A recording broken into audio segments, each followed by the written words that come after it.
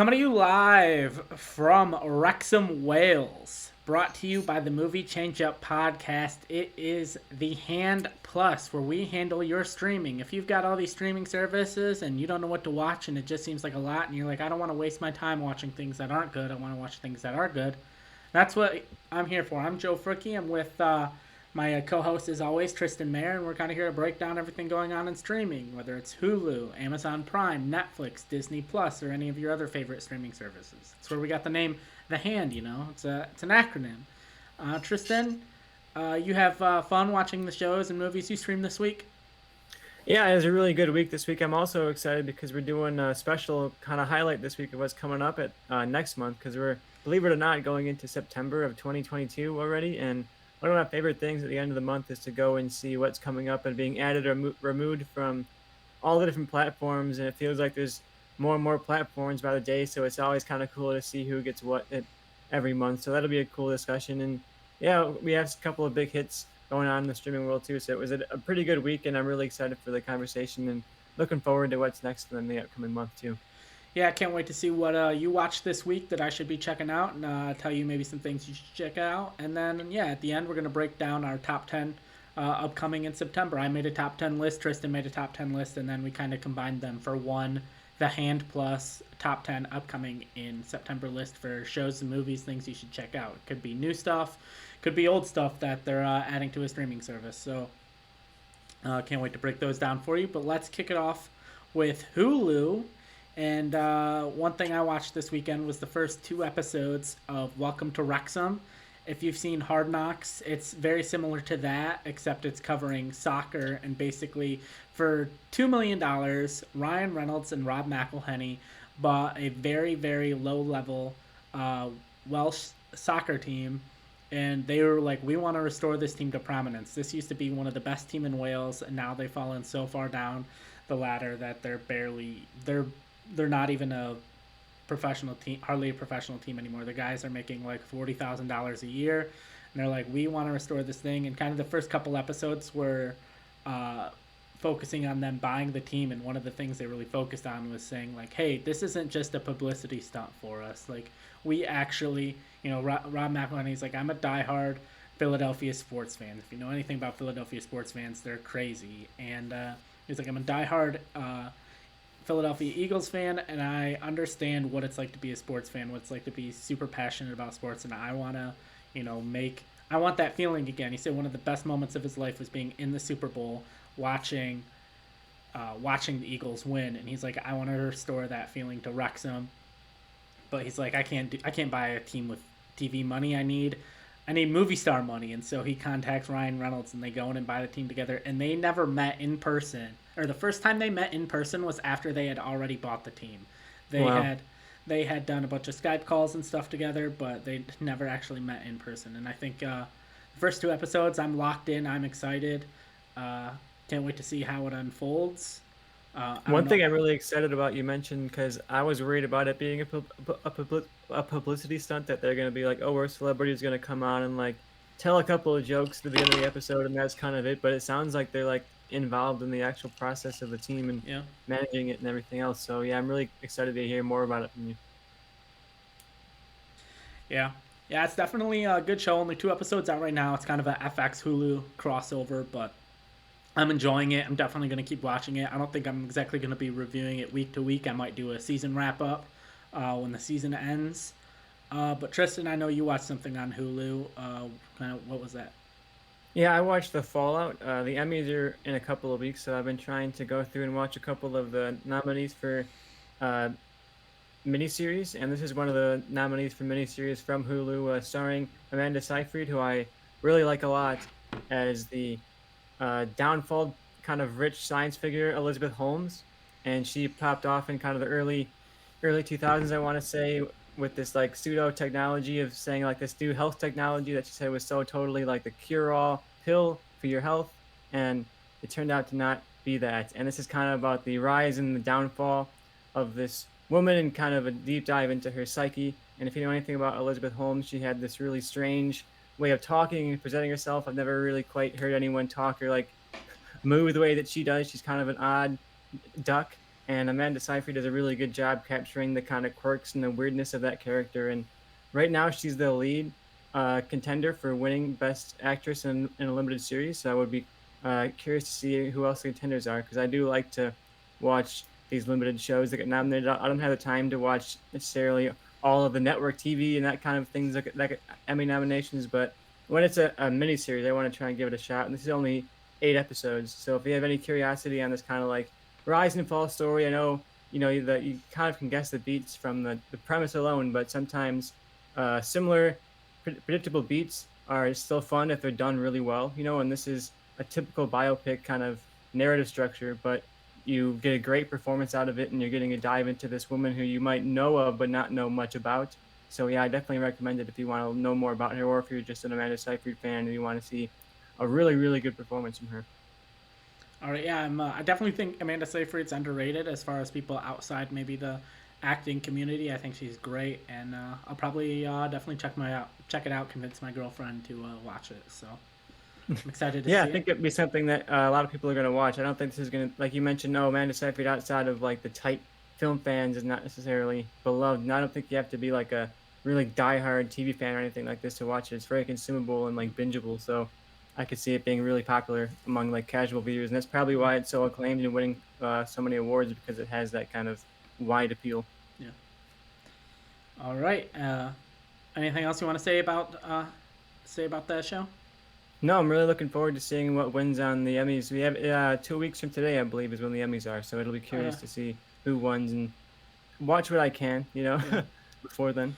Yeah, I've always been much more of like a TV person than a show person, but especially with this show coming out, I'm gonna be concentrating a little bit more on that and try to watch a little bit more of these like mini series and limited series. I'm not gonna if a show that's on season 5 is nominated for an Emmy and it's a streaming show, I'm not gonna binge the entire show to catch up. I'm just gonna be like, looks like I missed that one, but we shall see. And I think that leads us to Amazon Prime.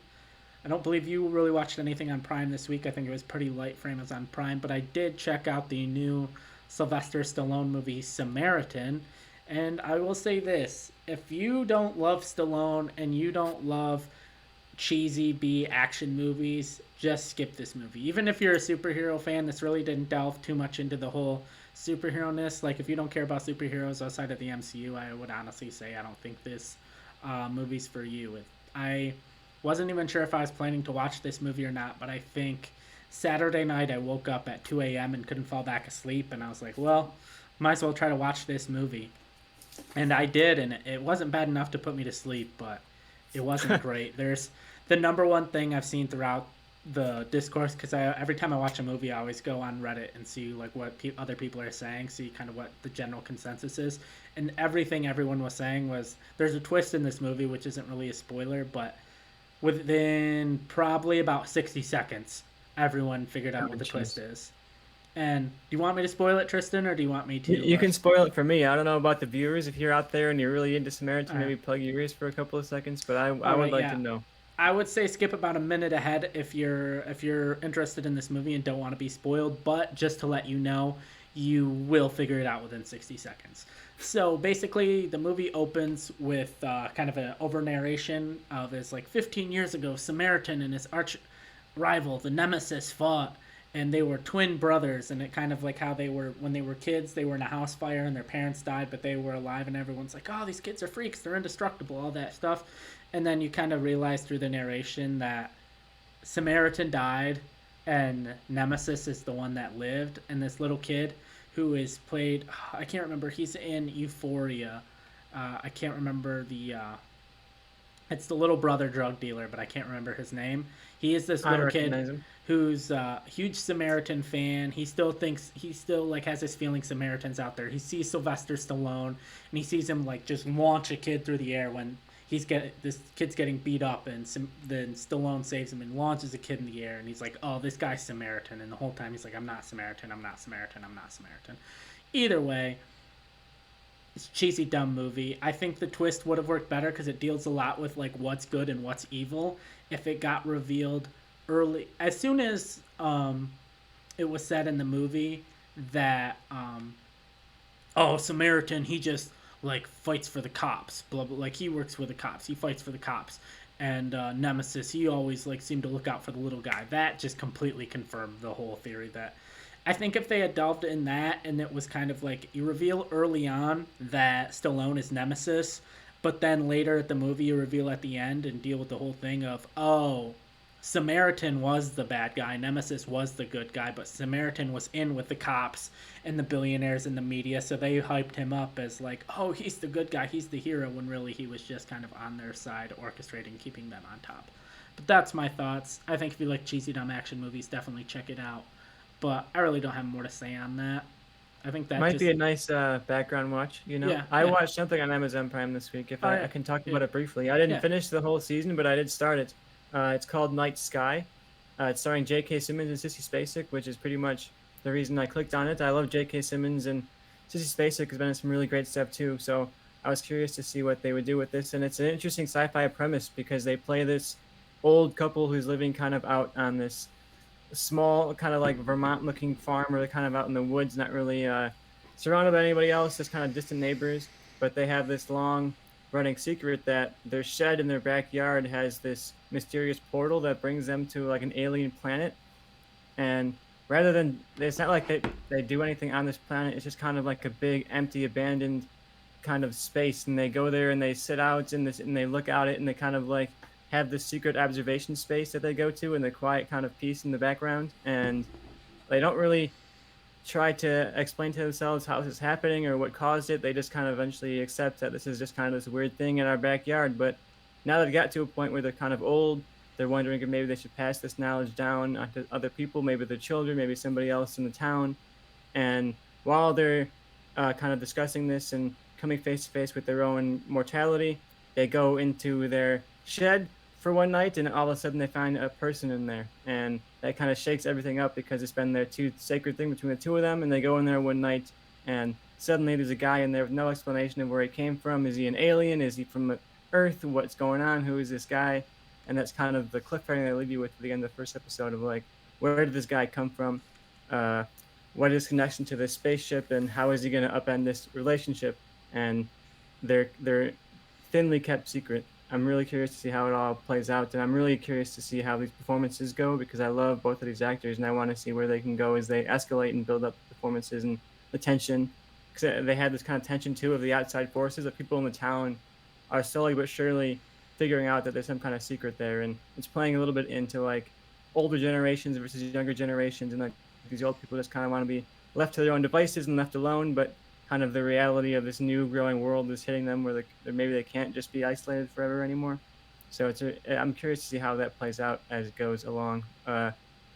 Pretty compelling, but it's one of those things where it's all kind of built around this mystery and this relationship. So if it doesn't play out in an interesting way as it goes along, I could see it just kind of like fizzling out and not being much of anything. But if it ends up really well, I could see this being one of those kind of underground hits that no one talks about, but randomly showed up on streaming and watched by no one. Yeah. Who would you like recommend this? Is this like a family show? Is it more like adult oriented? Like who is It's this show definitely more for? adult oriented. It's kind of cerebral and very much about like thinking about what you would do if you were in the situation and thinking about these specifically these two characters. And Sissy Spacek has had a recent health scare, so that's kind of in there too of like, you know, you're getting a little bit too old to take care of yourself entirely on your own, and she's not ready to let go of that. So I think if you're in the older crowd, I know Amazon is playing really well right now to like the middle American older crowd. So I think if you're among that, or even if you want to recommend something to like your mom and dad to watch, this is a really good show for like mom and dad to sit down and watch together. Not necessarily like your kids or your teens, but I think parents would get something out of this, especially if they can connect to the older generation of the main characters. All right, yeah, definitely might check that out. Is it how many episodes is it? Do you know in the season I one? want to say it's 8 or 6, something pretty Okay, short so it's around there. not like super long. Okay, that makes No. sense. All right, anything else you want to talk about with Amazon Prime, or are we moving on to Netflix? I'm ready to move on. We'll talk more about Amazon Prime in our top 10 for sure. Oh As I yeah, say, there's definitely. some big stuff coming up in this month, I think. Oh yeah, they're going At to be least one. crushing this month. They haven't won, so every week we do a Who Won the Week. They haven't won a week yet. It's pretty much been dominated by, I think Disney Plus won week one, HBO Max won week two. We'll see who wins week three, but I think Amazon may win some weeks here in September. That brings us to Netflix. I just want to say real quick, docu-series I watched, I think it was like 3 or 4 episodes called I Just Killed My Dad. And it's about this kid who's a late teen. He's like 17 years old, I think, on June 3rd, 2019. I remember that date because it's my birthday. At like 3 a.m., calls 911, and the first thing he says is, "I just killed my dad," and it's a Wow. real story about this kid. Like I said, kills his dad, and at first you're like, "Oh, like screw this rich kid douchebag," and then as the story progresses, you start to have a little bit more empathy and understanding for everything going on, and basically the case is unfolding for you kind of as it unfolded in real time with the lawyers and other people doing some research on him, trying to figure out why did this kid kill his dad. It's a fun short show. You can, well, I would say fun, but like if you're into true crime, definitely check this out. If you don't haven't watched it yet, you can basically binge watch it in an afternoon or an evening, and I definitely recommend it to anyone who's kind of a big true crime fan.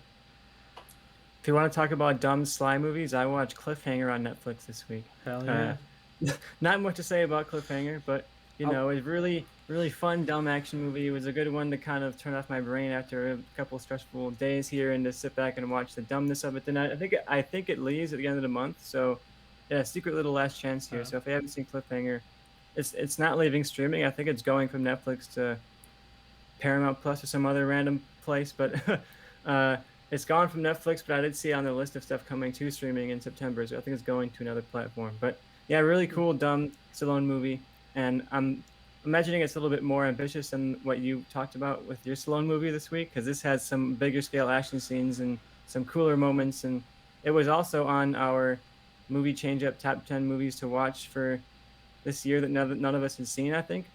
And I don't know if any of us got to it except for me, but yeah, I don't think so. I've always wanted to watch it, never have, because there was this thing going around on Facebook or somewhere like these things always pop on Twitter and Facebook, like, oh, your 2021's gonna go based on the movie that was number one the day you were born, and the movie that was number one in theaters the day I was born was Cliffhanger. So I've always you're gonna wanted have to. a rather uh, intense year, I think. How Yeah, did it go that way for you? I don't know. It's been pretty chill to be honest, but I've always wanted to check it out. I'm definitely gonna check it out, and we'll see how it goes. And I think that brings us to. I don't think you watch anything on Netflix besides Cliffhanger, so I am going to take us to I Disney think Plus, and that is She-Hulk. If you want to talk about She-Hulk for a second, because spoiler alert, my fantasy football league decided to schedule my our fantasy football draft tonight, so I am. Yeah, I can talk about She-Hulk while you do your fantasy draft a bit. I thought this was a really improved episode from the last one. I know the last one got kind of ripped on by a lot of people, and I was a bit easier on it than I thought that I would be, but it was very, very much a mess to get us to, I think, here, because this feels like the start of the actual show. It feels like getting us to what Jennifer Walters is going to be spending her actual time on the show doing, solving these cases with these superheroes, and dealing with these tertiary MCU characters and these small little connections here and there. And I'm glad this went as well as it did, because I was definitely nervous last week that we were going to be in for a really jumbled kind of mess where they're once again kind of moving stuff around and not really figuring out the pacing. But this worked really well for me. I like the Return of Abomination. I have a soft spot for the Incredible Hulk as a movie, and I think a lot of it is because of the way they shoot the Hulk in that movie, and he's very terrifying. He's like this big, like, menace that you just do not want to be in your way. It's like a horror movie creature almost, and I think all of that feeds into this scene here with Abomination, and you want to root for him because you understand when you watch that movie that he kind of does look like he's going from the right side from a certain point of view. For this quote Obi-Wan Kenobi, and especially when you have a monster like that coming at you, it's easy to see why someone would be terrified and uh, become violent. And I really like dealing with that, especially in a legal show where it's kind of trying to deal with the fact that, like, maybe people who are on the other side of the argument aren't necessarily like as wholeheartedly evil as you think that they are. Maybe the people who are on the side of the law aren't as good as you think that they are, and I really like the complexity there. We're also getting to know Jennifer a lot better too. Now that we're able to see her kind of on her own and doing her own thing, I really enjoyed the element of, like, she's at the bar with her friends as She-Hulk, and it's kind of this fun thing she's doing with her friends and hanging out and, like, essentially, like, showing off a little bit of her new powers, and then it's kind of caught off guard when her boss is just like, "Oh, by the way, you've got to be She-Hulk," and can you just do it right now? You know, and it's kind of it's like this invasion of her autonomy that I think is really interesting.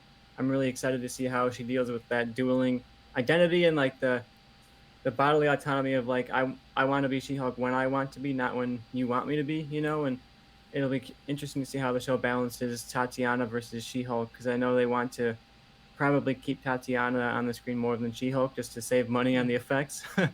So it was cool that they actually had like a thematic backbone for that to make it really actually fit into the character and the themes, not just like, oh, we're too lazy to CG She-Hulk every episode. Yeah, I get that. And honestly, for me, the show, if at this point, if we were to rank the Disney Plus shows, it'd probably be very much towards the bottom. Like, it's fine. It's very much just fine. That's the only way I can describe this show. It's fine. It's okay. It's honest as far as like a show independent of everything else. I probably wouldn't keep watching it, and even being connected to the MCU, I feel like it's really not telling me anything more about the MCU. I don't feel like it's setting anything up, so I'm kind of left wondering why. I feel like it's setting stuff up, but nothing that's directly She-Hulk. It feels like She-Hulk is just this thing that exists to set up other things that aren't She-Hulk, and I don't okay, like there's theorizing, but I'm never theorizing in my head about Jennifer Walters. It's always about the other characters, and I feel like that's kind of a problem. Yeah, I agree with you on that. I think a lot of the spiraling that the fan community did this week, and even myself, like I spiraled into a lot of theories off this episode. And when you think about it, very few of those are actually tied to Jennifer Walters and like her arc. But I do think that they could bring that all together. I think there are some cool Easter eggs in this episode, though, and one of the best and most revealing is just in this random scene where she's looking at a tabloid magazine website, and you see these headlines in the background that are kind of interesting. You see that uh, a headline basically explaining why is there a giant statue guy in the middle of the ocean, you know, connecting to the end of Eternals, and there was that really scenic, beautiful shot at the end of the Celestial stuck in the ocean down there, and people kind of wondered like, how is nobody going to address the fact that there's a giant Yeah, stone Celestial now in the middle of the ocean? And I guess they do address it kind of in this yeah, episode, yeah. so that was cool. They dress that and Wolverine in a tiny little blurb in the corner. That's Yeah, really of course making we me. got a little Wolverine cameo, but I think that does slow, like we're gonna talk about Game of Thrones or House of the Dragon in a few minutes, and I think I take inspiration from how George Martin writes a reveal, and he talks about his three-stage reveal, and like he has these little tiny, tiny bare sprinkles that he puts in for people who are like really looking at the stuff, and then he has kind of the wider reveal. So if you're kind of paying attention but not that closely, you're starting to catch on, and then he has like the final reveal where it's like even if you're background watching this, you got the twist now, you know. And I think maybe that Wolverine sprinkle is just like the first stage of some larger reveals to go on for the show, because they do have this growing Department of Damage Control in this MCU that's becoming more and more prominent. And when She-Hulk goes to visit the prison, it's the Department of Damage Control prison, who was also seen in Spider-Man Far From Home, also seen in Ms. Marvel. They seem to be kind of the dark hand of the government here that's cracking down on superheroes, and I could see them being an interesting means of bringing in the mutants. Like maybe their hidden goal here is not just to find superheroes, but they have some sense of there are mutants among us now, and we are trying to find them.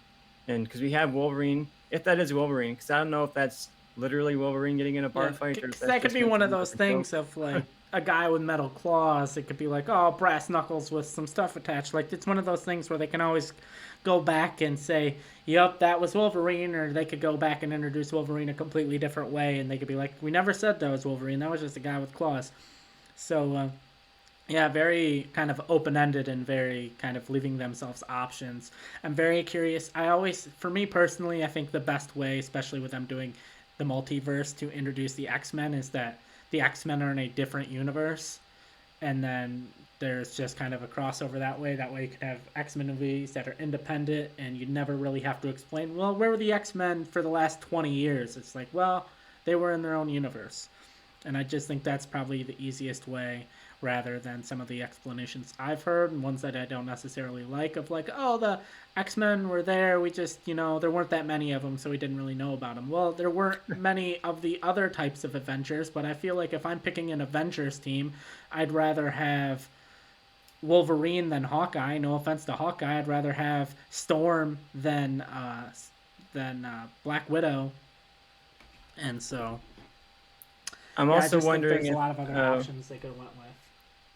yeah, I'm wondering if they don't go with the theory that maybe there are mutants living among us, and Professor X has been using his abilities and his uh, uh his technology to hide them from the Avengers and the rest of humanity. And at some point, they're going to be revealed. I'm wondering if they're going to pull a twist here, because we know from Loki that King has a soft spot for strict government operations, and we do know that Kang is the rising threat here of the You, MCU, leading up to Kang Dynasty in 2025, I think it is. And I would wonder if there could be a big twist here, where the Department of Damage Control this entire time has been a front for Kang, and we're going to get some kind of reveal that Kang is the one at the head of this operation, and that he's using the Department of Damage Control to find spy. mutants, or to find variants, or to find Yeah. some kind of way to build his power. Yeah. Because, I mean, they've already kind of introduced mutants a little bit, I guess, so it's hard to say they're in a different universe unless they're starting to emerge in this one, and that's how they realize there could be ones in other universes with some of the characters. But, yeah, I'm definitely curious to see how things move in the future. And one last fan theory I have: we know that Abomination has 7 secret admirers who have been writing him some love letters, and then they have some property they're gonna move him into when he gets released. I do wonder who those 7 admirers might be. Oh, I would keep your eyes out for maybe some some of the, I don't remember what the Thunderbolts, I believe they call them. It was yeah. like the negative Avengers. When we saw them starting to form up in Falcon and the Winter Soldier, I wouldn't be surprised if maybe we start to see them pop up, and we build up, while we're building up this positive side of the MCU and the heroes. We're now going to have this kind of like Suicide Squad style, like anti-hero team of the MCU that's complete with like Captain America from, well, he's not Captain America anymore. He Yeah, I was think you U.S. got Agent, U.S. and you've Agent, got Baron Zemo. You got a lot of Yelena. options. Elena, who I think will flip. I think that's my theory. Is Elena's going to start off as a member of the Thunderbolts, and she's going to flip. Yeah, so I do think those are the 7 secret admirers, and we're gonna, maybe that's like the finale of the show, is he meets up with them, and it's like their Avengers assemble in the finale. But I also think that's going to be an element. I would also pay attention to where Hulk went out in his ship. Uh, I don't want to say too much about that part of it, but I do think that Hulk might be having some plot, whether it's in this show or in some kind of future Hulk thing. But we know that the MCU can't use Hulk as a lead in a movie. They can't have a Hulk movie necessarily, so they're probably going to be telling a lot of the Hulk plot either in here or like as a sideline character and other stuff. But yeah, Hulk flew off into space. Where is he going? Is there going to be some kind of planet Hulk that he could be going to? Some kind of World War Hulk? Maybe a Hulkling he could find that might be joining some of the story. I don't know. That's just comic book theorizing to go off of, but there's a lot of directions that can go off with Hulk going off into space. Yeah, I definitely think there's a lot of options here. Part of me wonders, is he just going off into space and season finale's like, oh, I just wanted to go pick up my trophy from winning all those fights on Jakar. They just really didn't have the budget for me to be in a bunch of these episodes, and that's how they're explaining it away. Either way, we'll see. Yeah. You can rewatch The Incredible Hulk on HBO Max if you haven't seen it. For some one of those oddities that's not on Disney Plus, because it was a Universal production technically. Yeah, and also I've heard that the rights have reverted back to um, Disney now for Hulk. So I guess along with Namor and some of these other characters, so I guess there's a possibility that we could get a Disney Hulk movie now. No, we'll see. I really do wonder what the future of that character is, because they haven't done a ton with him. I've been kind of disappointed with the Hulk as a whole in the MCU. He hasn't really had a lot of great action outside of pretty much the Incredible Hulk. Yeah, yeah, I think there's a lot of it's just all the Hulk developments happen off screen. Yeah, and I hope that at least maybe Jennifer Walters could give us some cool scenes. But yeah, that's my biggest fear, is that we talked about, our whole conversation now has been about X-Men and about the Thunderbolts and about Hulk, and there's not a ton of growth for Jennifer Walters or for any of like the original characters in this show. Like, I look at her supporting cast, like her paralegal seems like she could be an interesting actress, but we haven't really gotten anything out of her, and we haven't gotten much time to spend with any of the other characters in their office because we're spending so much like MCU time that I Yeah. don't think we're spending enough time on like the actual characters of She-Hulk. You know, think about the family of Ms. Marvel, how much you cared about those Yeah. characters by like 3 episodes in, and I Yeah. couldn't even name another character on She-Hulk that isn't Jennifer Walters. And even not knowing the comics, it's so clear where the show is going. I mean, like, oh, she's just gonna defend superheroes. Like I, that's just where the show's going, and it's like, let's just get there, I guess. Like, let's just have her start defending cases or doing something, because if that's the season finale, is her figuring out, oh, I'm gonna defend superheroes. That's what I'm gonna do. Like, I know that's what she's doing now. Like, but I almost feel like it's gonna end with her having her own firm defending superheroes. Yeah, it's been one of my bigger frustrations with the MCU shows is it seems like they're taking an entire season to get to what should be like the beginning Yeah. of the story. You know, like Yeah. I wanted to see Jennifer Walters taking on absurd cases and maybe having those tie into the MCU. You know, she's gonna have to take on this Abomination case. How's that gonna tie into Shang-Chi? She's gonna have to take on maybe like a Sokovia Accords case. How's that gonna tie into Secret Wars? And rather than this very, very slow build of like her building up to, oh, I want to defend superheroes. Like just give me the show that I'm give me an actual She-Hulk show Yeah. doing She-Hulk things. I don't need this all of this build up for this long. Yeah. All right. Anything else we gotta say on She-Hulk before we just completely bury it? Nope. You know, who knows? We're heading into already the mid-season at this point. Yeah. All right. So Pinocchio trailer dropped this week. It looks super generic and bad, and looks like one of the all-time worst live-action Disney remakes. So yay on that. Let's keep that train rolling. We've had one. We've had two good ones, I would say. Beauty and the Beast. People liked. I haven't watched it, but I think Jungle Book was good and arguably on par with the original animated version, because the original animated version was just kind of a series of shorts stitched together. And I thought Aladdin was decent. I thought Aladdin was good and worthy of existing. Outside of that, they've all kind of been bad. Lion King was horrible. Basically, Mulan, I did not watch, but pretty much everyone that watched it was like, that was bad. And I'm just over all of these bad versions. I'd rather, like, my idea for what the Lion King live action version should have been is why do Scar and Mufasa hate each other? How did Scar get his scar? Like, let's just show them as princes trying to be king and the relationship with their father, and I think that would have been far more interesting than what we got.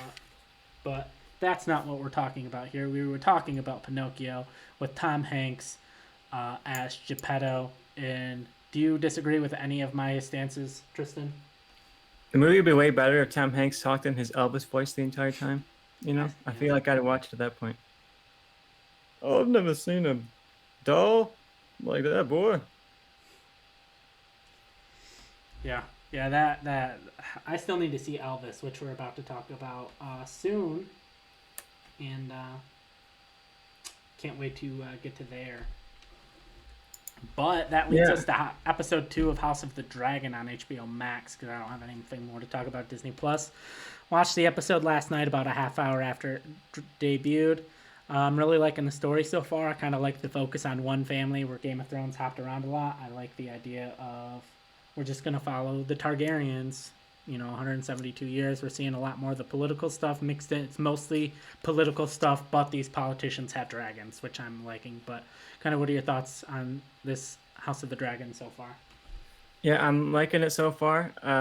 This episode felt like old school, like season 1, season 2 of Game of Thrones. You know, it was people in the elaborate costumes and, decorative rooms having really intelligent conversations, and that was kind of what I got into in the first place. And I like that about this show. It feels like we're back to the classics of Game of Thrones, where it was more about the dialogue and more about the politics and kind of the manipulation of these people rather than big action and set pieces. And the show is going to have set pieces. I imagine next week we get a nice big dragon set piece that I'd be sure people are going to have a great time watching. Give us some action to spice it up a bit. But it was nice to have this slower episode here to really set the stakes up and really build things. And yeah, I'm loving these characters. I think that's what's been so fascinating about this. Like you see these characters' names on a page for a couple of sentences in a history book or a few chapters here in a history book, and to see them brought to life and to see these moments, these smaller moments that are like mere sentences in the book brought to like this really, really compelling drama is just really, really just so much fun to watch. And I'm happy to be back in Westeros. I love this world. I love the intrigue of these houses dueling with each other. I'm just having a great time. Yeah, same. It's everything I think I could have hoped for. I'm not. I mean, we're only 2 episodes in, but I'm definitely not disappointed. I like liking where it's going. I wanted to watch this spoiler free. I accidentally looked at a Targaryen family tree the other day, and that kind of spoiled a little bit of the show for me. But it's wide open still. Don't know how we're getting there. I didn't realize that we're going to have as massive time jumps as we're having. So I'm curious to see how that goes. But Yeah, I would expect maybe another time jump at some point. It looks like they're moving pretty quickly. There was already a 6 month time jump between episode 1 and episode 2, and we do know from casting news that there are older versions of a couple of these characters in the cast list. So I would imagine at some point we would jump forward in time. And Game of Thrones doesn't seem like the show to be like, oh, and now we're forward, and now we're backward, and now we're forward. I feel like once Game of Thrones does that forward time jump, House of the Dragon does that forward time jump, we're not going to be going necessarily back to the younger characters. But yeah, I'm really liking the time that they're taking here. I didn't necessarily think they'd spend this much time on the preamble to the dance what we're heading towards here. So I'm really glad they're taking the time to build this up. Uh, I think the Daemon standoff here at the end is really kind of the embodiment of what this show is capable of. We have Rhaenyra flying to Dragonstone and confronting Daemon, and this is notable to me because in Fire and Blood they purposefully, I think, leave out the fact that Rhaenyra was there, and they write it as if the king came and the king made a royal decree, and Daemon, he just bowed to the will of the king because the king was just so kingly. And I think what we're getting more so from the show is like this king is not as kingly as maybe the history has made him out to be, yeah, and he's much more of like a pushover and kind of like a wimp than we may have thought. Yeah, and I can't remember the character's name. It's the Hand of the King, Rice Evans' character, and I love Rice Evans ever since The Replacements, that great Keanu Reeves football movie. But I like how he's the Littlefinger-esque type character of this show because he got, spoiler alert for this episode if you haven't watched it, the king to marry his daughter without ever recommending to the king to marry his daughter. He just talked to his daughter and he just kept shoving her in the king's face over and over and over again until the king was like, I guess I gotta marry someone. I'm gonna choose the little girl that's not 12. That's gonna be my option. Because you could tell as soon as he looked at her, he was like, yeah, I can't do this. I know politically it's the best move, but no, I can't do this. Yeah, my rule of thumb is that if Game of Thrones is past your bedtime, it's probably a little too young for you, King.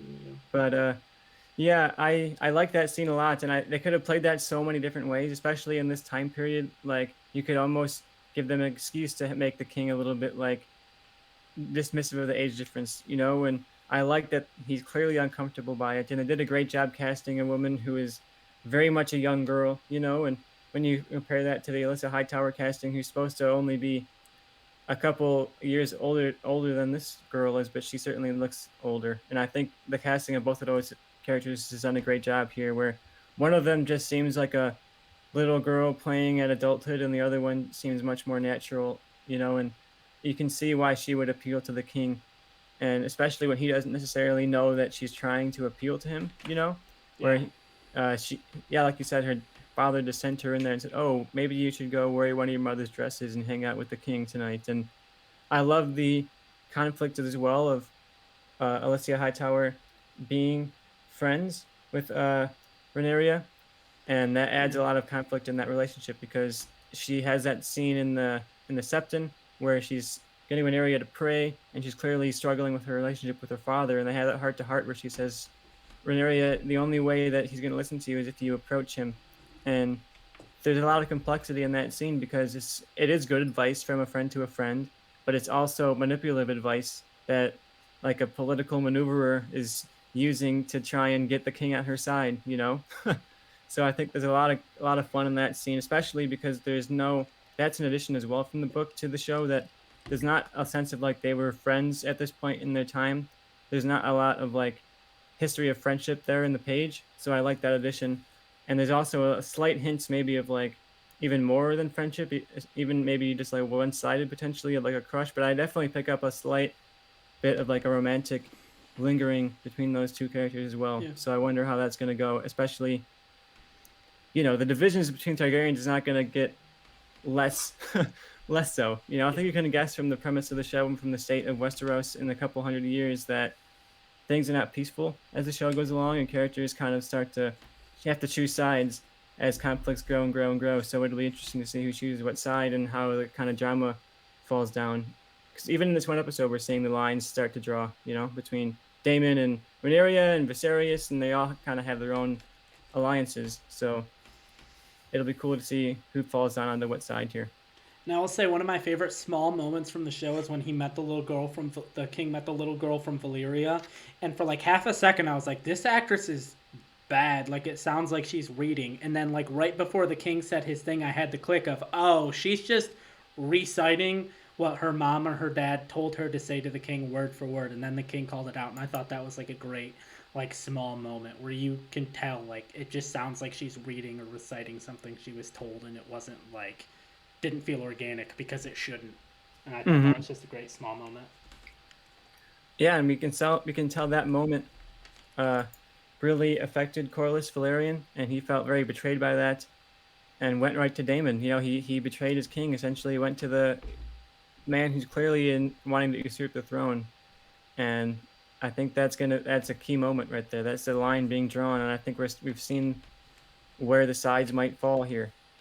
So I think it's really an exciting moment to end the show on, and I can't wait for the rest of it. Like we see the wedding reveal too. Like he's gonna marry Alycia Hightower now. How is that gonna go? If you watch the next week on, you see some of the results of that relationship and how that might affect Rhaenyra's claim to the throne.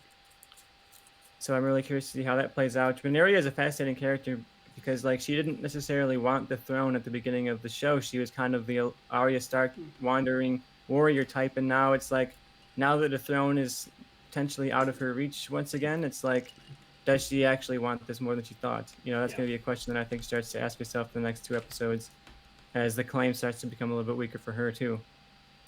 Definitely. And I like the small moment kind of tying to herself where she was picking members of the Kingsguard, and they were like, oh, you got to pick this guy because it's like he's won tournaments and it's like the best politically, but she's like, I'm picking the guy that's going to defend my dad, and so I'm going to pick the one that has actual combat experience. That seems like the best choice. So it's like her just having the mental idea that it should just be the best person. It shouldn't matter about politics or anything else. We should just pick the best person. And I kind of like that. Yeah, I think that's a really good note. And it contrasts her and her father too, because Viserys is not necessarily like, I want the best person for the job. I want to think about the best person. He's so much about like, I want to make sure everybody's happy and everyone's getting what they want and all of my lords are happy with me and like me. Like he's to the point where he's conceding to everyone and like nobody is winning. And there's that interesting metaphor where he, I think of that as it's Corlys Velaryon who says it, where he says, you can't just wait for a storm to hit you. You have to either sail through it or try and maneuver around it, but you can't just sit there and let it hit you. And I think Viserys' ultimate problem as a king here is that he's just letting things happen to him. He just has no spine. He's kind of like a coward and not really able to have an opinion on anything. Yes. And it's going to be his downfall because there's event like this crab king guy who's invading these trade lines. Like that's important, and Viserys can't just be like, well, we have to get along with Essos, so we can't do that. And the free cities are our allies, so we can't get in a conflict with them. Like you have to, the reality of the world is sometimes you have to make enemies to keep the peace, and Viserys doesn't seem to be able to understand that. Yeah, definitely. Definitely good show. Anything else, other notes you have about House of the Dragon, or do you want to move to the big event of the evening of our top 10 upcoming in September? I'm ready to move on here. I'm excited for next week. Joe, do you want to take a bet on whether or not we get the time jump of time jumps? Do we get our recast time jump next week or not? My question for you is, do they do it in the middle of an episode or do they do it between episodes? Do you think there's a thing of like, oh, like there's some kind of event, we gotta wait for the event, boom, the event happens, and now they're all older? Yeah, I would do it in the episode, especially because then you can visually tell the story of who these characters are. Like you could have a close-up on, young Renaria and then this hard cut to the old Renaria, so you know who's who and whose face is whose. And Yeah. I think Here's that's going to be the hardest thing to translate to people when they do that time jump is who are these characters supposed to be from the previous time? You want to make sure it's as seamless as possible because some people are getting recast and some people are not getting recast. Here's- So Matt Smith is cast for the entirety of the series. He's going to be playing Daemon Targaryen for the whole time, but Rhaenyra and Alysanne Hightower are both getting recast in this time jump. So it's going to be interesting to see how the dynamic of those actors changes when you bring in a whole entire new actor to play that character again. Here's how I would do it: is I would have the opening of the show be a retelling of be like you see Rhaenyra, and then you cut to old Rhaenyra, and you realize that moment in the cold open was older Rhaenyra telling someone the story of that event. So like it's an important event that as viewers we need to know because maybe it's foreshadowing of future moments, and then we cut to older Rhaenyra telling that story. I think that's a good note. I'm not gonna say anything of like upcoming events, but if I were to predict this year, I would probably say we deal with the Crab Lord King thing that they're dealing with in the Free Cities, and this is trade dispute in the next episode, and that's kind of resolved within an episode. I don't necessarily, maybe within 2 episodes. I don't think he's gonna be like the villain of the entirety of the series type of thing. I think he's gonna be a couple episode arc here.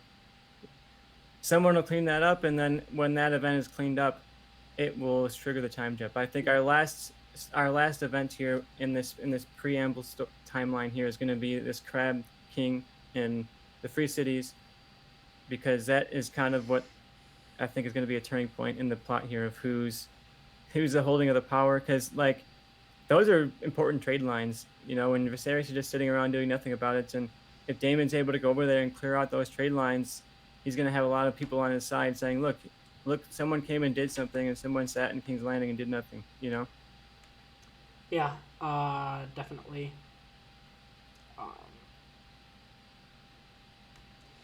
Definitely. I think there's a lot to like about this show. Anything else you want to say? Nope, looking forward to next episode. It's been the highlight of my week so far, both episodes so far. All right. Yeah, can't wait to talk about next week and talk about the season. I feel like this is kind of the show that we're going to talk week to week. Not going to lie, I think when Andor drops later, we're probably going to stop talking about She-Hulk if She-Hulk isn't finished by then. That's just my... Yeah, I have a feeling we'll be talking about House Dragon in intense detail for the rest of this run, because I always have a lot to say about this. I have so much on here I didn't even get to say. So... yeah, House of Dragon is definitely going to be the high point of the conversation, I think. All right, and I think that moves us to our top 10 upcoming in September. So if you forgot, basically, Tristan and I, we went online, did some research, looked at, okay, what's our personal top 10? I did my top 10, he did his top 10, and then he sent me his, and I kind of combined our lists. So basically, if you rated it higher on yours, it kind of got weighted overall. And let's break this down. So we got to start off with some honorable mentions. These are ones that were on at least one of our lists. Tristan, if you got that document, you want to read some of the breakdown of the Videodrome. That was your pick. Why should people be excited about Videodrome coming? Videodrome is dropping on Peacock September 1st. I think you should be excited about it because September, I think, is early enough to kick off your horror season. I'm going to be doing some horror movie watching between September and October. And you also had a new Cronenberg movie this year. He did Crimes of the Future with Kristen Stewart, and this is, for me, the definitive Cronenberg movie. This is the one that really kind of embodies all of his crazy body horror elements. So the premise of Videodrome is that there's a network TV executive who's trying to get ratings because, all of a sudden there's a lot of competition and his network is struggling, and he picks up this strange mysterious signal that is showing these really intensely violent, potentially snuff films, potentially just really intense B horror movies. He's not quite sure, but it's these really brutal, violent, kind of low production level footage, and he decides to air that on his network to try and boost the ratings. But then he kind of starts to spiral down mentally as he just wants to figure out what is this signal, what is Videodrome, where's the signal coming from, who is doing this, and it kind of is like a sci-fi mystery of him trying to uncover this Videodrome while also losing his mind considerably along the way. So if you want to see some pretty crazy horror effects, a lot of really fun body horror, a lot of weird kind of premonition things. There's a line in here about in the future people are going to only be known by like usernames and not by their own names, and that's the kind of stuff where this feels like a premonition of the times to come. This came out in the 80s, but it feels like it has stuff to say about our current attachment to technology. All right, yeah, we got that. We got Videodrome, a movie I've never watched, but I might check it out this month. We also have Thor: Love and Thunder dropping on Disney Plus September 8th as part of Disney Plus Day. It's basically got Chris Hemsworth and Taika Waititi returning for the fourth installment of the Thor franchise. Not gonna lie, have not seen this movie yet because I figured soon enough it'll be on Disney Plus. And well, Yeah, I had the same philosophy. September 8th, here it is. So can't wait to watch it. We've got Survivor, Joe. This is all you. Survivor season 43. Survivor 43. Survivor season 43. Survivor is the greatest reality competition show of all time. It's basically the first reality competition show of all time. It's people on an island. It's the 43rd season of Survivor. If you're not a Survivor fan, why aren't you a Survivor fan? People ask, is it still on? I feel like the last probably 5 or 6 seasons have been some of the best seasons there have ever been. The show is on a high right now. If you, for whatever reason, are like, I've kind of heard a lot about it. Maybe my friends talk about it. I'm wondering if I should get back into it. You should get back into it. Sure, it airs on CBS, but it also goes right to Paramount Plus, so I considered it partially a streaming show. Maybe I'll get back into it, Joe. I did watch a lot of Survivor in my youth, the prime days of Survivor. Me and my family used to gather together and watch that on TV together every week. Yeah, it's Remember a great that show. You used to have to watch things on TV at certain times, and they all had to watch it together because if you didn't watch it then, you wouldn't be able to see it, and you had to sit through commercials. Oh my God. Yeah, it's a great show, and people should be watching it. My honorable mention here is the Austin Powers trilogy. I know me and Joe both last year did a huge binge through all of the James Bond movies, and that was a really satisfying binge for me. I had a great time, way, way more fun than I thought it was going to be, and I thought it would be fun, but it was like a great time. So I think it'd be fun to cap it off with an Austin Powers binge. I've seen I think the second one out of the 3, which is you haven't seen all weird of them. Thing to say. You have No. not. Oh, you should watch all of them. I grew up on the Austin Powers. I watched trilogy. the second one all of the time on VHS, but I don't think I saw any of the other ones. Yeah, it's definitely worth watching. I'm surprised you haven't watched it. I definitely recommend it. I feel like Netflix needs to make a 4th one that's a spoof of the kind of Daniel Craig super serious James Bond movies. That's what I think. I think for a time, especially with the 90s and the Pierce Brosnan, the movies were too ridiculous and over the top. You couldn't really parody them right. But I think now you could probably mix in some Mission Impossible as well. And maybe do... Yeah, generally, like, it's a whole new era of action movies, right? Everything is so serious and huge budget. Like, I feel like they're primed to be parodied at this point. Yeah, I definitely feel we should get a 4th Austin Powers movie, and I think that brings us to our last honorable mention, and that is Traveling Band. Creedence Clearwater Revival at the Royal Albert Hall is dropping September 16th on Netflix. Creedence Clearwater Revival is my favorite band of all time. Fun fact about the band, they hold the record for having the most songs peak at number 2 of all time.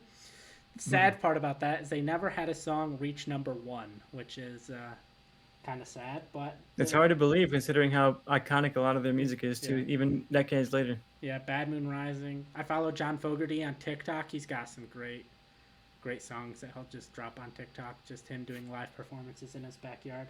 But anyways, the documentary narrated by Jeff Bridges, and the documentary follows the band from its El Cerrito, California roots in the mid to late 60s through the infamous Royal Albert Hall show, where they did a live performance after having 3 of their albums go number 1 that year. So, well, I definitely will watch this. I'm a big music fan, and I really like Creedence Clearwater Revival. I had no idea this was even happening until I looked at this list. I didn't know this was happening until I had to make a top 10, and I was looking at what was streaming, and I'm like, how do I not know about this? How has this not crossed my viewpoint?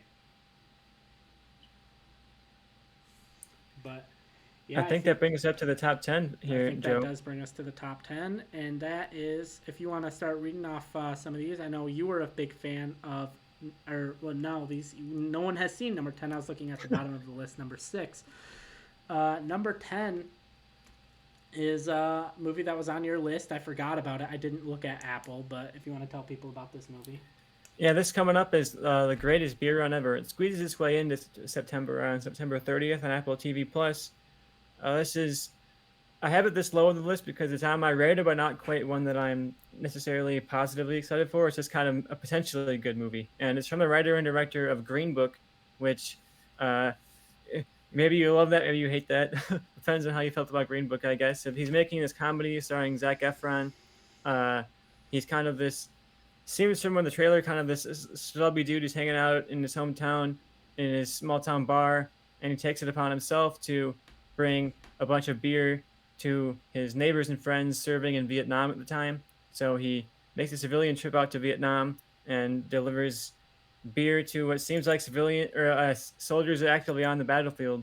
So it's based on a true story, based on a pretty popular article or book. I remember hearing about that, and yeah, the Green Book writer director attachment is what has me most curious because I didn't love Green Book, but I thought the comedy in Green Book was pretty good. I thought the comedy was one of the things that actually worked pretty well in Green Book, and the social commentary angle not necessarily as much. So I think if this movie leans into the comedy and like the absurdity of this situation and like the characters, I think it could actually be a lot of fun to watch. And I think if this if they try and lean into like a social commentary on Vietnam, I don't necessarily know if the writer and director of Green Book is the one to be making commentary on like Vietnam and protesting and that kind of a thing. I shudder to think of where that could go if he tried to be more political than he needs to be. But if he's just telling straightforward comedy with some political heart to it, I think it could be an interesting watch, especially because of the really crazy premise and like the weirdness of turning this into a comedy, like a comedy about the Vietnam War. What is that gonna be like? So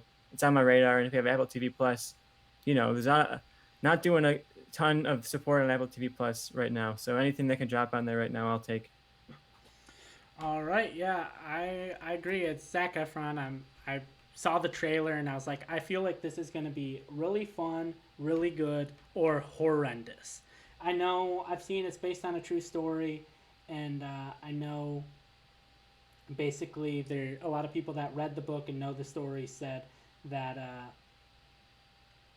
there's some stuff that's straight from the book and there's other stuff that's completely 100% made up for the movie. So I'm curious how much of it's made up for the movie, but I'm excited to see the movie. I've always felt that if you're going to movie and television to tell you true real life stories, you're going to the wrong place unless you're watching a documentary or a docuseries. Yeah, and as long as I think they're upfront about the fact that it's a fictional story with true elements, I don't really care if you're changing stuff. It's one thing when you go in there and say this is literally true, everything happened, and then it just didn't happen that way at all. But like to me, when I'm seeing a film, especially, I'm like, this is going to be fictionalized, you know? What's your stance on Fargo? That says, based on a true story or inspired by true events or however it starts, and that's completely fake. Yeah, I mean, I appreciate it in Fargo because they do kind of use the language of the editing. It fades into said this is a true story and everything fades up, but true kind of lingers for a second longer, and it's kind of like to imply that it's not really true. You Yeah. think? I think, at least in my reading of it, and yeah, Fargo is the one thing where I'm like, yeah, I maybe not true. Yeah. All right, and that brings us to number 8. I got two of my picks back to back. It's Dated and Related. Netflix has been crushing with the reality dating TV shows. You have Sexy Beasts is amazing. Too Hot to Handle is great. Uh, Indian Matchmaking is great. I talked about that in our first episode. The Ultimatum I love. Love is Blind is their best one. And Dated and Related is essentially young people. I'm already watching House of the Dragon, so we're already getting dated and related. Yeah, It's in House young of the Dragon. people living together, looking for love. The thing is, every single person there has a sibling also living in the house. Is if you get two sisters that are interested in the same guy, are they going to be fighting for each other? You're going to see one of them kind of back off and be like, I'll let you have this one. Maybe you have a brother and a sister. The sister works as a wing woman for the brother works as a wingman for the sister. And you just kind of see all these interesting dynamics. I think it's going to be pitched as a show about love, but I think ultimately it's going to be a show about siblings. And that's why I'm interested in watching it, because I think how all of these various siblings interact with each other is going to be the most interesting dynamics in the show. Any thoughts on Dated and Related? Are you going to watch it? I assume probably not. Maybe I'll give it a shot. Maybe one episode or something. I feel like the premise and the title especially is like such an attention grabber. You see Dated and Related, and you're like, what? Yeah. But then of course you get into the actual premise of the show, and it's not necessarily as scandalous. But yeah, I think I'll get your review on that, Joe, and not necessarily make my own opinion. You Yeah. don't want to skip number 9 though. All right. I am in the middle of it's my pick, and I did not notice until right now. All right, I'll go with number 9 here on our list. Adding to Peacock, we have the Oh, Hitchcock I skipped collection. number 9. That was my Uh, fault. yeah, Joe is in the middle of his fantasy draft, so I'll go ahead and cover some of this here. I cheated a bit by including a whole collection in my list here, but it was an interesting coincidence where Peacock is getting a bunch of Hitchcock movies at the same time, and they're getting Rope, The Birds, The Man Who Knew Too Much. I think they're getting both versions of that. They're getting Saboteur, Psycho, Vertigo, Shadow of a Doubt, a bunch of Hitchcock movies. So if you want to watch Hitchcock, whether it's a rewatch or you haven't had a chance to go back and watch some of the classic stuff, I think Hitchcock is a great place to start if you're not experienced with older movies and you want to watch something that is still going to be kind of exciting and thrilling. You have stuff like Vertigo, which I think is a great starting point. Vertigo and The Birds, I think, are both really good starting points for Hitchcock. Rear Window, too. I think all three of those are going to be good starting points. But yeah, as of September 1st, Peacock is going to have the most Hitchcock of any streaming platform. So if you are a Hitchcock fan and want to give him a shot, Peacock is a place to go. Peacock has been really, really impressing me, honestly, with its lineup here. It's not one that was on the radar or the conversation very much, but I signed up for it out of curiosity for this show. And as I'm going through, I'm like, wow, they have way more movies than I ever thought that they would have. So if you're looking for a platform to throw on there for kind of cheap, maybe check out Peacock. You can get all your Hitchcock and a ton of other stuff. You have Jurassic Park Dominion coming out, extended cut of Jurassic Dominion coming out September 2nd there too. So yeah, Peacock has a lot of good stuff. All right. Yeah, definitely excited to check it out. So I gotta jump the gun a little bit. I haven't watched too many Hitchcock movies, so I have Peacock. So maybe I'll go back and check out some of them. Rope's one I've always wanted to watch, so I'll go back and check those out. But that brings us to number 7, Ink Master, a show I loved back in the day. I say back in the day, it stopped airing like 2-3 years ago, and they're bringing it back. It's going to drop September 7th on Paramount Plus, the first episode. And the Spike TV show returns, this time as a Paramount Plus exclusive with fan favorites competing against each other. It's basically, if you've never seen it, it's Project Runway, but tattoo artists. And the one thing I'm excited for this season is the judges in previous years. I think when the show started, they were qualified, but as the show went on and they're like 10, 12, 15, I don't even remember, like 15 seasons at this point, they kept getting better and better artists. Better and better artists as competitors, and and they kept bringing people back, and those people got better. That the judges, they critique tattoos, and I'd be like, I've seen your work. You couldn't make a tattoo that good, so who are you to say it's bad? And now they've got Ami James, who, if you watched Miami Ink, he was kind of the star of that show. It was about his shop. They have Nico Hurtado, who's the best realism tattoo artist in the world and probably of all time. He did The Rock, who had the like little bull, his little logo here, who got it covered up with a skull. Nico Hurtado is the one who did that. And then you got Ryan Ashley, who is a big time fan favorite of the show. I believe she's won. She's been on multiple seasons, is now coming back as a judge. And Joel Madden. I think it's either Joel or Benji Madden. One of the Madden brothers is now the host. So I'm definitely excited to watch it. Definitely am to watch it. Going to be watching it episode 1 when it drops. Whether my girlfriend wants me to or not, or whether she wants to watch it or not.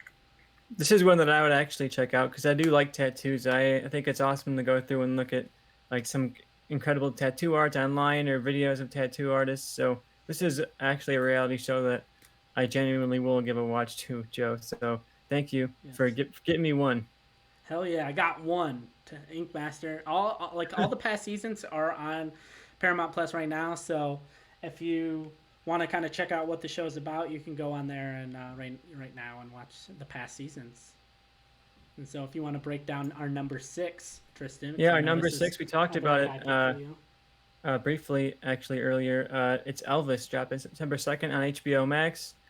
This was Warner Brothers kind of divisive, very stylized Oscar movie telling the story of Elvis, who is obviously a huge icon of American pop music history. And I already saw this in theaters. I watched it in IMAX and I was blown away by the style of it. Baz Luhrmann directed it, who has done stuff like Moulin Rouge and Great Gatsby, Romeo and Juliet. So it clearly has like a very distinct style. And when he brings it to Elvis, I think it matches so well because Elvis has this larger than life persona and this kind of like glamorous life of lights and just overwhelming a kind of spectacle. And I think Baz Luhrmann brings that spectacle to Elvis here. And if you haven't seen it, I think it's definitely worth watching as an Oscar contender. I think it'll Austin Butler is a shoe in for a nomination, if not a win for lead actor. He transcends into Elvis, and the style of it is really what makes it so much fun for me. Though it's just every frame of it is so unique. There's all kinds of split screens and like effects going on, and really interesting music cues and editing choices. It's just like every moment that in some other movie would have been told in the most boring like shot reverse shot way possible. Baz Luhrmann finds a way to tell it with like a five split screen sliding transition with a with like a fire wipe that comes across the screen or something, and it's like I love seeing that level of flair and fun put into a story. And I think Elvis is a persona that demands that level of flair. You know, if this was told by somebody, some kind of like Disney plus shoe-in director or something, you know, it would be like really dismissed and forgotten and not something that I would have attached to because I don't really have a lot of history with Elvis or anything like that. So for me, this the style of the telling is what made this so special, and I really can't wait to watch it again on HBO Max, where I can pause it and look at all my favorite frames over and over again. And I hope now that it's streaming, more and more people will watch it because it did well in theaters, but it wasn't like a smashing huge success that I was kind of thinking it would be. Yeah, I didn't watch it in theaters, and I was like, I just didn't get around to it, and I was like, it's gonna drop before Oscar season, and I didn't realize it's gonna drop so soon. I'll probably watch it within the next few weeks because I am excited to see it and interested to see it. And also, the Doja Cat song that released with it is a banger, and I've been listening to that nonstop. So The scene where it drops in the movie is so good too. nice. I laughed out loud And just of like joy.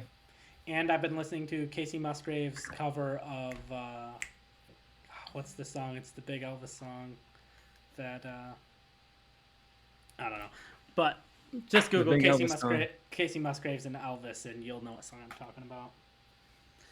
And with that, I believe brings us to our top five. And our number five is a show that Tristan and I think are a little bit lower on than most people. And Tristan, you want to break down Lord of the Rings of Power? Yeah, we got if you haven't had if one intense fantasy prequel series was not enough for you, Joe, you got yet another set in a really established world, a couple hundred years or so before the events we know. But Lord of the Rings, I love that trilogy of movies. I've watched it so many times. You know, I sobbed throughout it. There's so many moments in that that are like forever permanent film moments for me. You know, and uh, but nothing about Lord of the Rings appeals to me in terms of like a large world or like expanding the history or anything like that. You know, I wouldn't watch Lord of the Rings and say, "Oh, I want to see what happened like 200 years ago," or "I want to see what happened in this place or that place." I really attach to like the individual characters and their kind of individual journeys and some of the places they went to. But I think especially the Hobbit trilogy cemented to me that like I don't really necessarily know if I want to be returning to this world for no real reason. And my biggest fear about Rings of Power is that we're going to be back here with for no necessarily real reason. And I know that they're basing this off of Silmarillion, and people have liked Silmarillion, but it wasn't acclaimed to the level of Lord of the Rings, you know. And I'm nervous that with two big fantasy shows, that this is the one that's going to kind of fall by the wayside, especially for me because I'm significantly less interested in this world than I am in the Westeros world. So I could see it if like my brain can only comprehend so much high fantasy. You know, I'm imagining my focus is going to be on one side compared to the other. I hope that doesn't hurt Lord of the Rings because I really would like to see Lord of the Rings as a franchise continue. And I think Amazon is in a feat a peak of manic insanity for releasing these two shows simultaneously. Like Amazon has so little to compete with. I don't understand why they're taking on HBO for no reason. You know, like they could have just delayed this Yeah. for a month and they And would have been fine. and Prime isn't struggling. I don't think. I think they could easily wait even more than a month and be like Christmas time. Be like Lord of the Rings, Rings of Power. This seems, especially with no Star Wars right now. I feel like, well, no Star Wars like movies. I feel like this would be a perfect like Christmas release. Yeah, I think it's a bad move to put them side by side. And you think about Amazon Prime, specifically like their streaming platform, how many like socially relevant IPs and shows do they actually have? You know, it's probably just The Boys, really. And Invincible has a really strong following too.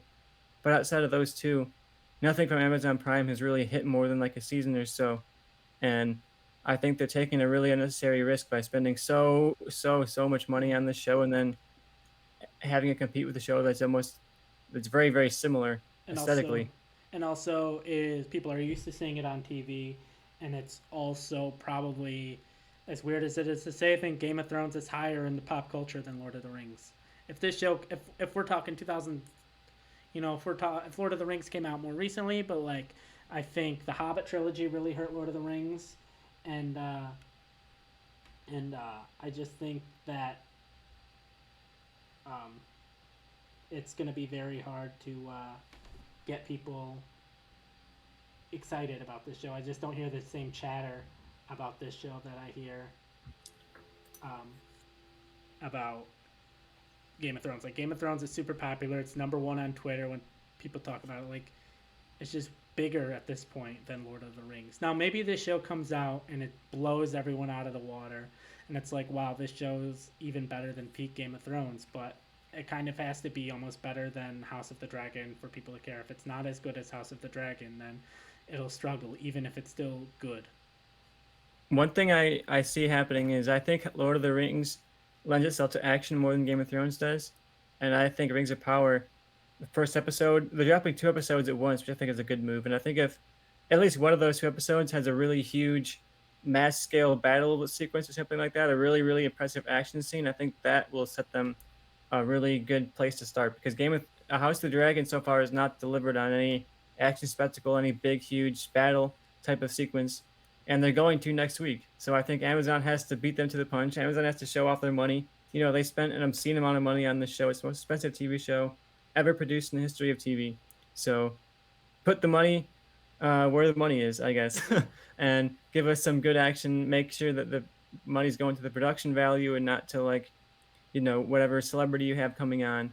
And I think this is going to be a telling move for Amazon because they invested way too much money in this for it to fail. Because if this fails, I think we see like almost a whole refocus on Amazon to maybe not do so much money in streaming at all.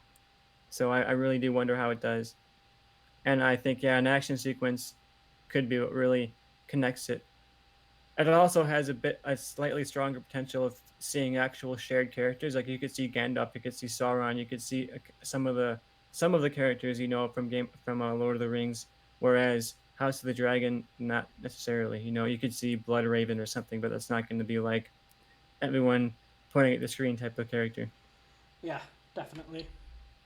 I'm excited. I really know nothing about the Lord of the Rings world outside of the three main movies. I haven't even seen the Hobbit movie, so I don't know anything. But yeah, that's kind of I feel like partially why it's lower on our list. I could see a lot of people having it number one.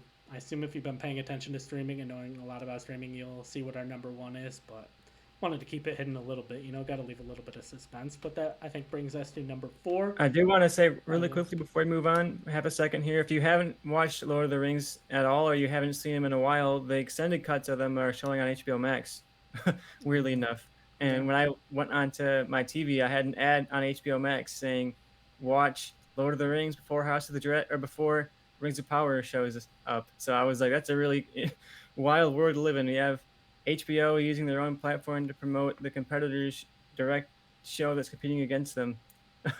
So yeah, if you want to rewatch Lord of the Rings or you haven't had a chance to see the extended cuts are very much worth the watch, and they're all on Amazon Prime. I mean, they're all on HBO. Amazon Prime has the normal theatrical cuts, but I don't think they have the extended cuts, which is an interesting line to draw. yeah, definitely. Sorry, I was just trying to make a draft pick here. It's okay. My pick is number 4 as well, so I can cover the next one All right, also. you're good. I made my pick. Uh, Number 4, uh, the final season of Atlanta. Donald Glover.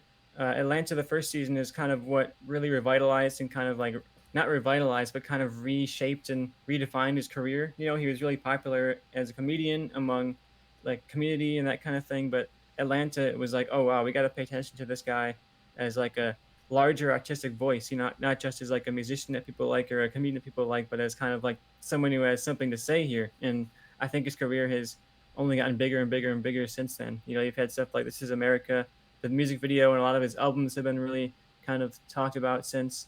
So I can't wait to see it. Of course, Star Wars. He was in Star Wars. You don't want to not mention Star Wars on the show. Joe might come through the screen and attack me if Solo's I a don't good mention Solo. movie. Yeah, he was in Solo. Great movie. Yeah, but I'm curious how he'll wrap it up. You know, it's his final note to end this on, and these seasons take like years to make. So I'm really curious to see how he'll note this at the end. And he does seem to be a guy who has a lot to say. You know, he has like the Teddy Perkins episode in Atlanta season 2, and I'm sure he'll have a couple of weirdo episodes in this too. You know, Atlanta, if you haven't seen it, is about these kind of struggling uh, uh, rap artists in Atlanta. It's about one rap artist, and Donald Glover plays like his producer and his manager who tries to, essentially his manager who tries to get him, you know, played on the radio, get him popular, get him this and that, and it expands from there to being this kind of surreal portrait of Atlanta and poverty and race and all of these complicated issues, and all while being this kind of surreal comedy the whole entire time. So I can't wait to see how it ends because that show has like a million things going on in it. So how he finales this, I just had no idea how to guess. Same. All right. Yeah, I haven't watched a single episode of Atlanta, so maybe I should You check would it out. love Atlanta. I think you would. I think you should definitely check it out. All Easy right. watch. They're like half an hour episodes, All right. and of course you have the Georgia connection. All right. Yeah. When okay, I take that back. I was at my friend's house one time, Jordan, friend of the show who watches Atlanta, and he was watching an episode when it was on, and I was like, "Oh, this is cool. This is fun." And then that was it. That's all I've seen of it, and it was a good episode. And I think that brings us to number 3 on our show, and that's season 5 of Cobra Kai dropping September 9th on Netflix. Honestly, I think it's one of the most fun shows out right now. It kind of honors the previous Karate Kid movies while also kind of building its own legacy. And the number one thing I have to say about is it is the best possible version this show could be. Like, you're sitting here going like, how could a Karate Kid Cobra Kai show be? It is better than it has any right to be. Like, I went into the first season thinking this is going to be garbage. I left the first episode being Johnny Lawrence is my favorite character I've ever seen on a television screen. And I wasn't even a big Karate Kid fan. I saw the movies, but I wasn't like something I had continuously on repeat. I was definitely a Three Ninjas fan. Those were kind of more my movies as a kid if I was going to watch karate fighting movies. And but yeah, Tristan, I know you haven't seen it. You should definitely check it out. The first season, first like 2 seasons, I think, were on like YouTube Red when that was a thing, and that fell flat on its face. And so Netflix bought the rights to the show, and now all of the seasons are on Netflix. Yeah, I have not seen much of the show. I watched the first episode the day it dropped on YouTube Red. Speaking of YouTube Red, I did watch the first episode of it when it was free on YouTube Red, and I thought, yeah, pretty good. I'll get around to that, and then I just never did. You mentioned you didn't really have a history, like a nostalgia for Karate Kid. I didn't either. I know I've seen them, but it wasn't something that really was like, oh, I love Karate Kid, you know. So I just never really had this on my radar. But I've heard nothing but good things, and I thought surely like 5 seasons in, it's got to start dropping off. But everyone just says, oh, it's still just as good. You know, season 4 was really good, and they're bringing in all these other characters from other Karate Kid sequels. But so I think that I'm gonna make it a point to binge at least a couple seasons of the show. I'm not gonna finish it by September 9th, but I'll probably have the first season done by September 9th. So maybe when you come on here and you start talking about season 5, I can talk to you about season 1. You All know, maybe right. that'll be a good mix. All right. Yeah, definitely excited to hear your thoughts. I could hear you coming. Hey, if the show's good enough for Ed Asner to be on, it's good enough for you to watch, you know? Yeah, I mean, look, I'll be honest with you. If I loved it or hated it, you know, I will tell you. You know, Mm. I've had nothing more than come on here and be like, Joe, your favorite show is terrible. What are you talking about? Something tells me Exactly. I like it though. Yeah, I think you like fun and camp. It's a little camp. Like they're treating the All Valley tournament like it's life or death. So I feel like you should check it out. Next up, I've got a pick here. Uh, Highly anticipated Oscar move from Netflix. Netflix also made a divisive, stylized movie about a really iconic American entertainment figure. But this one with Marilyn Monroe. This is Blonde, dropping end of the month in September 20th.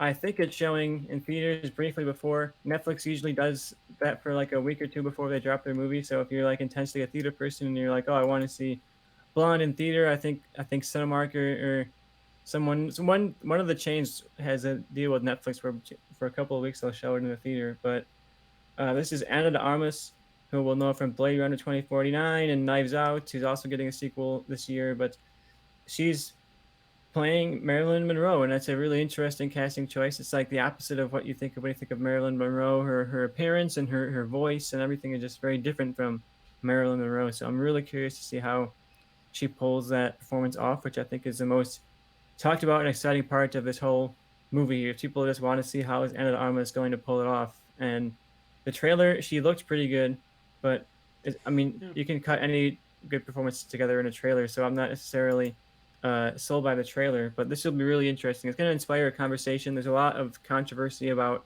like how real is this, and how do they feel about the changes made to her life. And there's an NC-17 rating based on like some of the violence it seems, and I wonder what viol where is that going to play into this story here? And I think it's going to be a really talked about and divisive and uh, discourse movie this year. I think of movies like Licorice Pizza last year that seemed like they inspired more discussion than they actually like were worth potentially. And even though it was a good movie, it seemed like it was just constantly debate all the time. And this one might end up being the same thing. It's directed by Andrew Dominic, who did Killing Them Softly with uh, Brad Pitt. He did Assassination of Jesse James, also with Brad Pitt and Casey Affleck.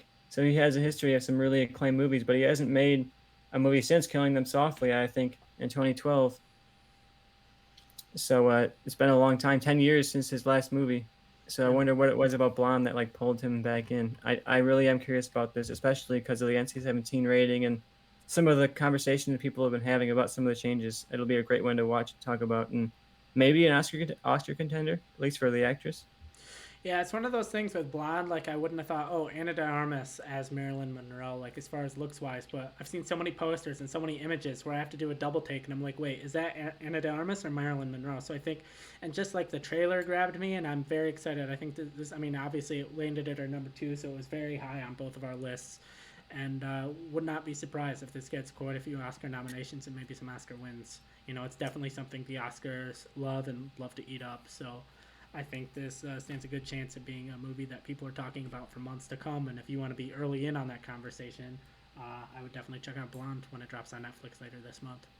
Yeah, and we'll be here talking about it as soon as it drops. So if you want to tell whether it's worth your time or not, because it seems like it's going to be one that's a little bit divisive, I'm sure me and Joe will give you strong opinions whether it's good or bad on here. Yeah. All right. And I think that brings us to our number one. And if you haven't figured it out yet, let me put up the logo on the screen. And boom, our number one most anticipated watch thing that we're excited about on this show is Star Wars Andor. 3 episodes dropping September 21st. There was a little bit of a delay. Curious what the delay was. I think, in my opinion, they just wanted to avoid the premieres of House of the Dragon and Lord of the Rings, and kind of wanted to wait for that premiere discussion to die down before they dropped Andor. And I think they thought dropping 2 episodes or 3 episodes would kind of draw that. To me, the production value based on the trailer looks like the highest production value any of the Star Wars, I'll say any Disney Plus show, bar none, has had, minus maybe the animated shows. It's hard to compare like the look and visuals of that last season of Clone Wars to a live action. But as far as live action shows, I think it looks the best of any of the Disney Plus shows. Everything showrunner Tony Gilroy has come out and said has made me more and more excited. I watched that opening 10-minute scene that they released before Rogue One last weekend. That has me more excited. I think it's hard. It's weird because my anticipation isn't derived from like, oh, I get to see this character again. Like pretty much every other Star Wars hype has been driven by recently. This is the first like, no, this just genuinely looks that good, and so I'm excited to see it. Tristan, kind of, what are your thoughts on Star Wars Andor? Yeah, I have been way harsher than you on the recent Star Wars shows. There's been episodes here and there that I've enjoyed. I'm not going to say I hated them all or anything, but I'm a little bit disappointed in general by like this Disney Plus direction for Star Wars. And a lot of it has come down to the production value and just like the general aesthetic of the way that some of these shows have looked. They've all looked very kind of low effort, and I think the volume has kind of backfired a little bit in terms that it's very noticeable when they're using it. So it kind of pulls me out whenever I see them using it. And when I watch that 10-minute sequence and when you watch that trailer, like I was never like really pulled out from the action or anything like that. And I think that the fact that they didn't use so much of the volume really is going to help this show to look different than the rest of the shows have looked and to look like it really is this gritty kind of era. And I think it fits with the movie too. You know, they want to have it. Rogue One was that gritty kind of dirty. You know, they're living on the edge type of characters, and I think that fits well for this show. You know, and in that 10-minute sequence, we saw him getting kind of recruited, and he's doing these little small game heists type of things, and now he's starting to get connected to the larger rebellion. So I'm really excited to see it. This era of Star Wars is very, very populous and well defined at this point. So I'm curious to see what characters could pop up. But yeah, I'm not sitting here like, oh, I can't wait to see Hera for a shot if she's even in it or not. I'm excited because it looks good. And that's something I couldn't say about Star Wars for a few years at least. That it actually does look good. The production looks good. The music looks really is just sounds really good. So I hope that this can step things up.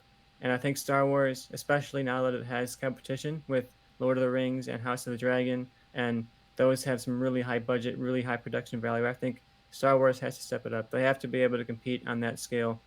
And Marvel maybe doesn't have to because Marvel has their built-in branding, but I think Star Wars has a bit more of an uphill battle. And I think Star Wars has so much action spectacle to it that I think it's almost a missed opportunity to not have better action. And I hope that this can improve upon it and maybe revitalize my love for Star Wars a bit because I want to love Star Wars again, Joe. I really do. So I hope that this can bring me back. Yeah, I definitely agree. I'm excited for the show. We'll 100% be talking about it when it comes out September 21st.